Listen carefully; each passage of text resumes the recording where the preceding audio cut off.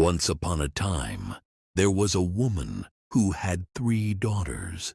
2 of them were very unlucky, and no matter what they tried, things always went wrong for them.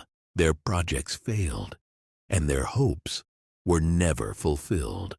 But the youngest daughter, Nella, was different. She was born with incredible luck.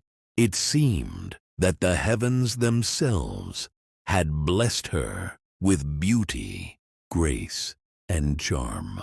The sky granted her the perfect light. Venus gave her unmatched beauty, and love gave her the first taste of its magic. Nature, too, made her a flower of manners and kindness. Everything she did seemed to go well. Every task she took up was a success, and whenever she danced, the audience always applauded. Her sisters, and even her own mother, grew envious of her. They became so jealous of Nella's beauty and success that they secretly wished for her to be harmed or even killed. In the same kingdom, there was an enchanted prince who had heard of Nella's beauty. When he saw her, he immediately fell in love. He tried everything to win her heart, and to his delight, she fell in love with him too. They kept their love a secret because they knew her mother and sisters would never approve. The prince, desperate to be with her, created a crystal passageway that led directly from the royal palace to Nella's room. He also gave her a magical powder. He told her, "Whenever you want to see me, simply throw some of this powder into the fire, and I will come to you as swiftly as a bird, flying through the air, running along the crystal path to gaze upon your beauty." Every night, the prince used the crystal passage to visit Nella, and they were able to spend time together in secret. But one day, Nella's jealous sisters, who had been spying on her, discovered the secret. They immediately devised a plan to stop the prince from visiting Nella. They broke the crystal passage, knowing that this would stop the prince from reaching her. The next time Nella used the magic powder, the prince came, as he always did. But when he reached the broken passage, he hurt himself badly. His body was cut and bruised as he tried to pass through. He returned to his bed, unable to go further. The wounds were grave, and no doctor could help him because the crystal path was enchanted. The prince's injuries were beyond human healing, and he began to fade. When the king found out that his son might die, he issued a proclamation. He promised that whoever could heal the prince would be rewarded with either marriage to him or half the kingdom. Nella, hearing this, knew she had to do something. She decided to disguise herself as a beggar and go to the prince before it was too late. She didn't want her sisters to know, so she left quietly in the evening, just before nightfall. As it grew dark, Nella searched for a place to sleep. She found herself near the house of an ogre and his wife. To stay safe from the ogre, she climbed up into a tree and settled there for the night. As the ogre and his wife sat down to eat, they opened their windows to enjoy the evening air. After they had finished their meal, the ogre and his wife began to talk about the world. Nella, still hiding in the tree, could hear every word they said. The ogress asked her husband, "What's the news? What's happening in the world today?" The ogre answered with a smile, "Everything is going wrong. Everything is a mess." His wife was curious and asked him to explain.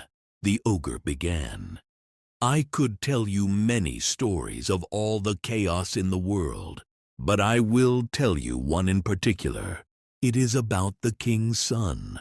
He had created a crystal path to visit a lovely lady, but the two evil sisters of that lady broke the path, and when the prince tried to pass through, he hurt himself badly. Now, the king has promised great rewards to anyone who can heal the prince, but it seems like a lost cause. The prince will surely die soon. When Nella heard this, she cried quietly to herself. She felt deeply saddened and angry at her sisters. Why did they break the crystal path? She thought. Why would they try to ruin my happiness? The ogress continued talking, and Nella stayed silent, listening intently. The ogress then asked, "Is there no medicine that can save the prince?" The ogre answered, "There is one thing that could save him, but it's very dangerous. I will tell you, but only if you promise to keep it a secret." The ogress, eager to know, promised to keep the secret. "It's our fat," the ogre said. "If the prince's wounds are anointed with it, he will be healed. But if anyone finds out, it will bring disaster upon us." Nella listened carefully to the ogre's words. When they finished their conversation, Nella climbed down from the tree. She took a deep breath and knocked on the ogre's door. She cried out, "Please, I beg you for charity, for a little mercy. I am a poor, wretched soul, lost in this forest, with no help and no hope. I am freezing and starving." She knocked again and again, pleading for help. Hearing her cries, the ogress was going to give Nella a small piece of bread and send her away. But the ogre, who was greedy for human flesh, said to his wife, "Let the poor creature come inside. If she sleeps outside, she may be eaten by a wolf." The ogress hesitated, but eventually opened the door for Nella. She entered, but little did the ogress know that Nella had a plan of her own. The ogre and his wife were both tired from their meal and quickly fell asleep. Nella, seeing her opportunity, quietly took a knife from a cupboard. With a swift and silent motion, she ended the lives of the ogre and his wife. Then she collected the fat from their bodies and put it into a pail. With the fat in hand, Nella hurried to the king's palace. She went to the prince's room and offered to heal him. The king was overjoyed and led Nella to the prince's bed. She anointed his wounds with the ogre's fat, and miraculously, the wounds began to heal. The prince, once on the brink of death, was restored to full health. When the king saw this, he was thrilled and said, "This kind woman deserves the reward promised in the proclamation. You will marry her." But the prince, to the king's surprise, refused. "I will not marry her," he said. "I am already deeply in love with another." Nella, hearing this, said, "You will no longer love her when you find out what her sisters did to you. It was they who broke the crystal path, and it is their fault that you were hurt." The prince was shocked. "I know that my suffering was caused by her sisters," he said. "They will regret what they did." Nella then asked, "Do you truly love her?" The prince replied, "More than anything in this world." Nella then said, "Embrace me, for I am the fire in your heart." But the prince didn't recognize her, as she was still disguised as a beggar. Nella called for a basin of water and washed the dirt from her face. As soon as the water cleared away the grime, the sun shone brightly, and the prince recognized her. Overwhelmed with joy, they embraced.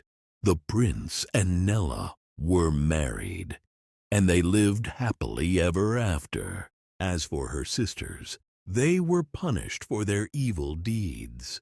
They were thrown into an oven, paying the price for their jealousy and cruelty. And so, the old saying was proved true. No evil ever goes unpunished. Nella's story became known throughout the land, and people praised her for her kindness, bravery, and cleverness. The enchanted prince, who had once been a prisoner of his own fate, was now free, and together, Nella and he ruled the kingdom with wisdom and love. The evil sisters, who had sought to destroy her happiness, had only brought about their own downfall.